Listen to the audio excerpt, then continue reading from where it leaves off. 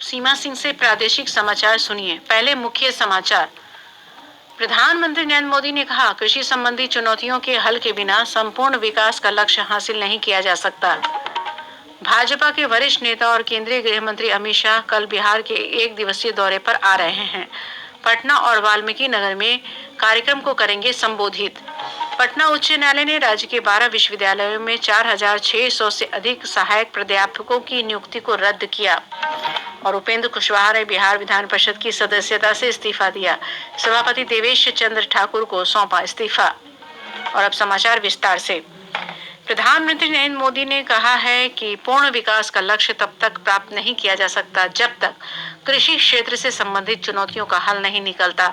उन्होंने यह भी कहा कि नवाचार और निवेश की कृषि क्षेत्र से दूरी बनी हुई है, जिससे कृषि में अन्य क्षेत्रों के मुकाबले भारत के युवाओं की भागीदारी कम बनी हुई है। कृषि और सहकारिता पर बजट के बाद सेमिनार को संबोधित करते हुए श्री मोदी ने स्पष्ट किया कि कमियों को दूर करने के लिए इस वर्ष के बजट में कई घोषणाएं की गई हैं। प्रधानमंत्री ने मौसम में परिवर्तन के बारे में रियल टाइम सूचना उपलब्ध कराने पर फसलों के पूर्वानुमान के लिए ड्रोन के उपयोग की बात कही। श्री मोदी ने स्पष्ट किया कि 2023-24 के केंद्रीय बजट और पिछले 8-9 वर्ष के बजट में कृषि क्षेत्र को महत्व दिया गया है। उन्होंने बताया कि वर्ष 2014 में कृषि बजट 25,000 करोड़ रुपए से कम था, जिसे बढ़ाकर 1,25,000 रुपए से अधिक कर दिया गया है। प्रधानमंत्री ने कहा कि आजादी के बाद लंबे समय से कृषि क्षेत्र अभावग्रस्त रहा। प्रधानमंत्री ने बताया कि खाद्य सुरक्षा के लिए देश विश्व के अन्य देशों पर निर्भर रहा। उन्होंने स्पष्ट किया कि किस प्रकार किसानों ने देश को आत्मनिर्भर बनाया है। आज भारत कई तरह के कृषि उत्पादों को निर्यात कर रहा है। हमने घरेलू और अंतर्राष्ट्रीय बाजारों तक किसानों की पहुंच को आसान बनाया है, लेकिन हमें ये भी ध्यान रखना है कि बात चाहे आत्मनिर्भरता की हो या निर्यात की, हमारा लक्ष्य सिर्फ चावल गेहूं तक ही सीमित नहीं रहना चाहिए। कृषि क्षेत्र में आयात पर प्रधानमंत्री ने 2021-22 में दालों के आयात पर 17,000 करोड़ रुपए के व्यय की बात कही। उन्होंने कहा कि मूल्य संबंधित खाद्य उत्पादों के लिए 25,000 करोड़ रुपए और खाद्य तेलों के आयात के लिए 2021-22 में 1.5 लाख करोड़ रुपए खर्च किए गए थे। प्रधानमंत्री ने जोर देकर कहा कि कृषि क्षेत्र को बढ़ावा देने के लिए बजट क्षेत्र में लगातार ऐसे निर्णय लिए गए ताकि राष्ट्र आत्मनिर्भर बने। भाजपा के वरिष्ठ नेता और केंद्रीय गृह मंत्री अमित शाह कल बिहार के एक दिवसीय दौरे पर आ रहे हैं। श्री शाह पटना में एक कार्यक्रम और वाल्मीकि नगर लोकसभा क्षेत्र के लौरिया में जनसभा को संबोधित करेंगे। केंद्रीय गृह मंत्री के दौरे को देखते हुए सुरक्षा के कड़े इंतजाम किए गए हैं। वाल्मीकि नगर के सीमावर्ती इलाकों में विशेष निगरानी का निर्देश दिया गया है।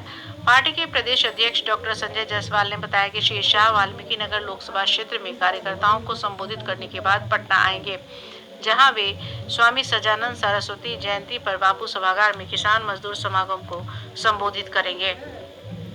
गृह मंत्री श्री अमित भाई शाह जी के लौरिया आगमन को लेकर आज सभी कार्यकर्ताओं की बैठक हुई है और जिस प्रकार की व्यवस्था है, कल लौरिया के मैदान में एक इतिहास रचा जाएगा। आज तक न भूत हो न भविष्य है। इतनी बड़ी संख्या में इस वाल्मीकि नगर लोकसभा क्षेत्र के हमारे सभी कार्यकर्ता, पन्ना प्रमुख सभी आ रहे हैं और लौरिया का यह मैदान निश्चित तौर पर कल छोटा पड़ जाएगा। गृह मंत्री जी के आने का और सुनने का उत्साह है। केंद्रीय गृह मंत्री पटना साहिब स्थित तख्त श्री हरमंदिर साहिब में भी मत्था टेकेंगे। श्री शाह का भाजपा प्रदेश मुख्यालय में पार्टी नेताओं के साथ समीक्षा बैठक करने का भी कार्यक्रम निर्धारित है। इधर महागठबंधन की ओर से भी कल रैली का आयोजन किया जा रहा है। यह रैली पूर्णिया के रंगभूमि मैदान में आयोजित की जाएगी। भाजपा के वरिष्ठ नेता और केंद्रीय गृह राज्य मंत्री नित्यानंद राय ने इस रैली की आलोचना की है। उन्होंने कहा कि रैली में तुष्टीकरण की राजनीति की जाएगी, जबकि केंद्रीय गृह मंत्री अमित शाह देश को जोड़ने और सबका साथ सबका विकास की बात करेंगे।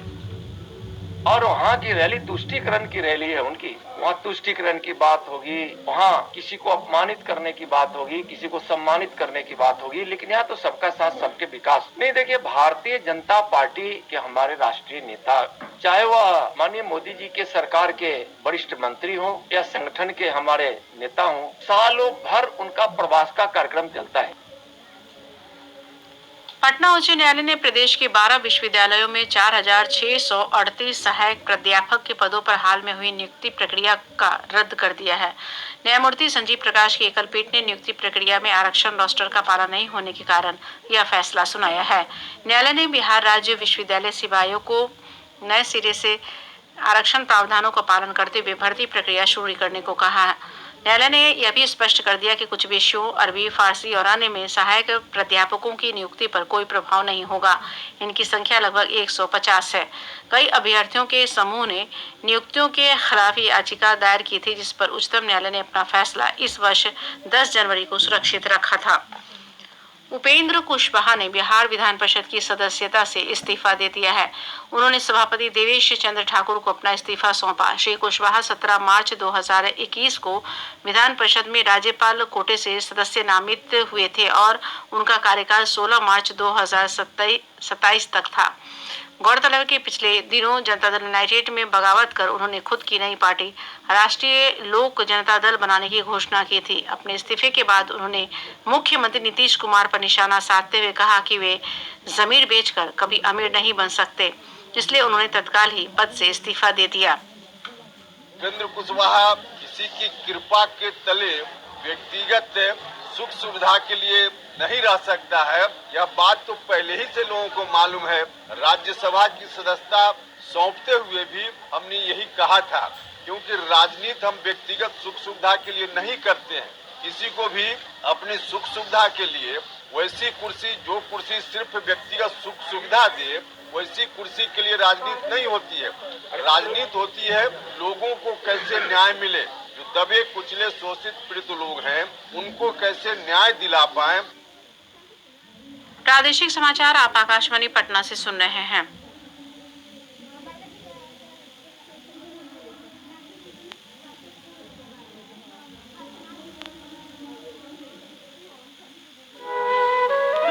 समाचार में आपका स्वागत है।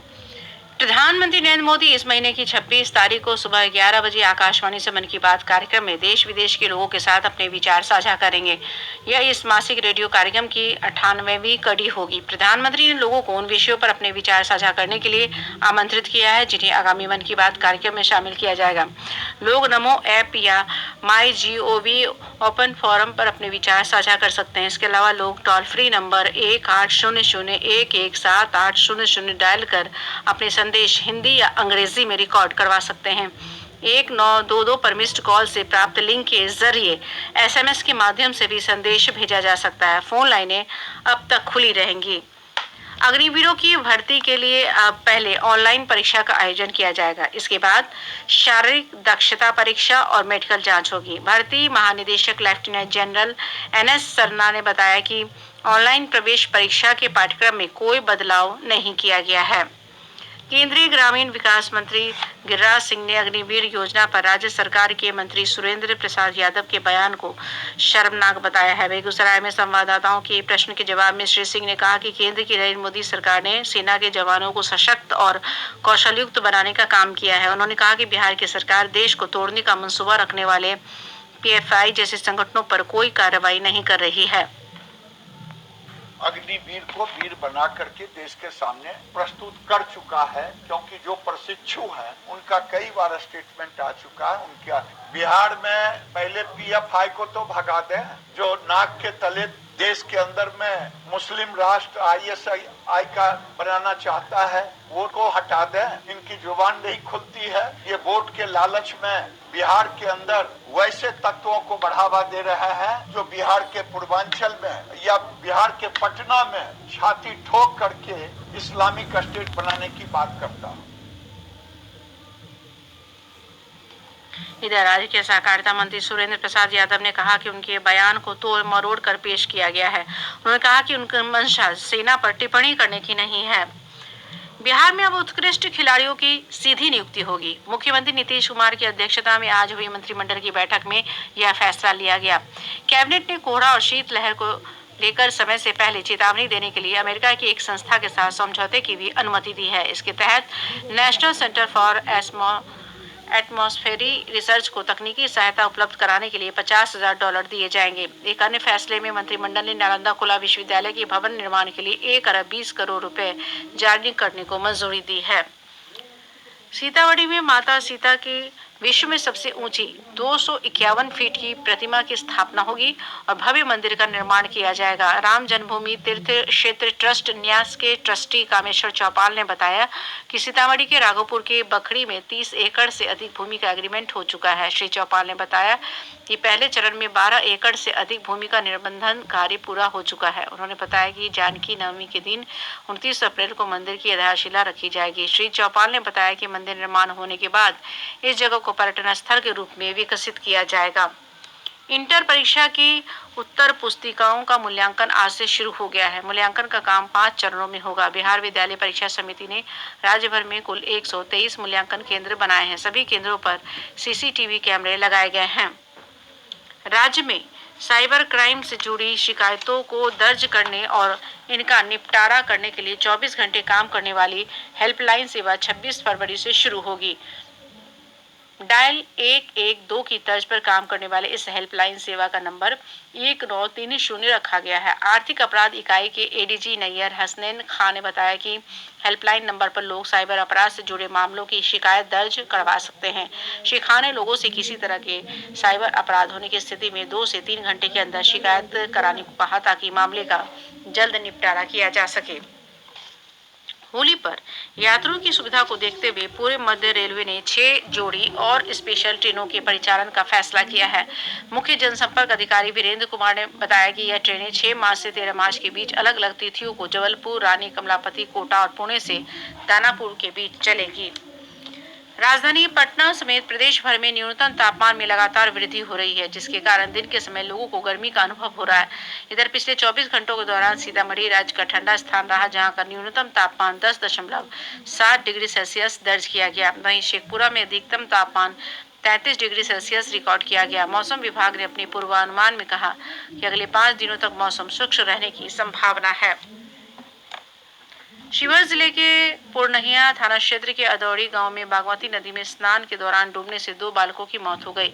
शेखपुरा जिले के अरियरी प्रखंड स्थित अंबेडकर भवन में जीविका के सौजन्य से आज रोजगार सह मार्गदर्शन मेला का आयोजन किया गया। मेले में 178 अभ्यर्थियों का अलग अलग कंपनियों द्वारा रोजगार उपलब्ध कराया गया। वहीं 93 अभ्यर्थियों का ग्रामीण स्वरोजगार केंद्र द्वारा चयन किया गया। जमुई जिले में उत्पाद विभाग की टीम ने चकाई चेकपोस्ट और सोनों से सब्जी लदा 2 पिकअप वैन से भारी मात्रा में शराब के साथ 3 तस्करों को गिरफ्तार किया है। शेखपुरा जिले के 3 फ्रंट लाइन कार्यकर्ताओं को कोविड टीकाकरण में उत्कृष्ट प्रदर्शन के लिए आज बिहार राज्य स्वास्थ्य समिति द्वारा पुरस्कृत किया गया। पुरस्कृत होने वालों में 3 कार्यकर्ता महिला है। कटिहार के कदवा प्रखंड क्षेत्र के बिझौड़ा पंचायत के मुखिया के पति तनवीर राय की अज्ञात अपराधियों ने आज गोली मारकर हत्या कर दी। अंत में बुलेटिन के मुख्य समाचार एक बार फिर। प्रधानमंत्री नरेंद्र मोदी ने कहा, कृषि संबंधी चुनौतियों के हल के बिना संपूर्ण विकास का लक्ष्य हासिल नहीं किया जा सकता। भाजपा के वरिष्ठ नेता और केंद्रीय गृह मंत्री अमित शाह कल बिहार के 1 दिवसीय दौरे पर आ रहे हैं। पटना और वाल्मीकि नगर में कार्यक्रम को करेंगे संबोधित। पटना उच्च न्यायालय ने राज्य के 12 विश्वविद्यालयों में 4600 से अधिक सहायक प्राध्यापकों की नियुक्ति को रद्द किया और उपेंद्र कुशवाहा ने बिहार विधान परिषद की सदस्यता से इस्तीफा दिया। सभापति देवेश चंद्र ठाकुर को सौंपा इस्तीफा। इसके साथ ही आकाशवाणी पटना से प्रसारित प्रादेशिक समाचार का ये अंक समाप्त होता है।